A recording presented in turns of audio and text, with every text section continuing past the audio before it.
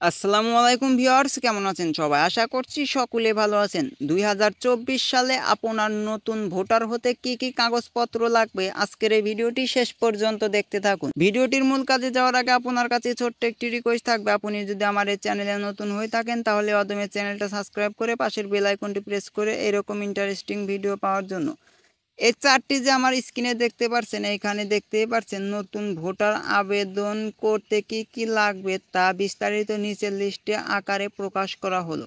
Just এখানে প্রথমেই রয়েছে জন্ম নিবন্ধন সনদ, অর্থাৎ আপনি জন্ম নিবন্ধন অনলাইন ফটোকপি। এখানে দেখতেই পাচ্ছেন শিক্ষাগত যোগ্যতা সনদ, অর্থাৎ আপনি যদি পিএসসি এবং এসএসসি পরীক্ষা দিয়ে থাকেন তার একটি সার্টিফিকেট, এবং যদি আপনি চাকরিজীবী হন তার একটি কারেন্ট লাইসেন্স লাগবে। জাস্ট এখানে দেখতে পাচ্ছেন নাগরিক সনদপত্র, এটা আপনি ইউনিয়ন পরিষদে গেলে দিয়ে দিবে।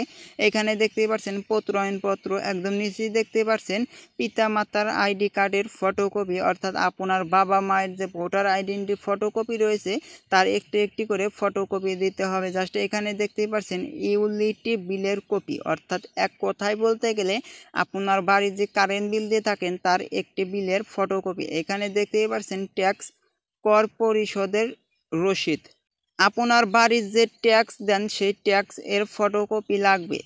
আজকের এই ভিডিওটি এই পর্যন্তই শেষ। ভিডিওটি শেষ পর্যন্ত দেখার জন্য অসংখ্য ধন্যবাদ। আসসালামু আলাইকুম।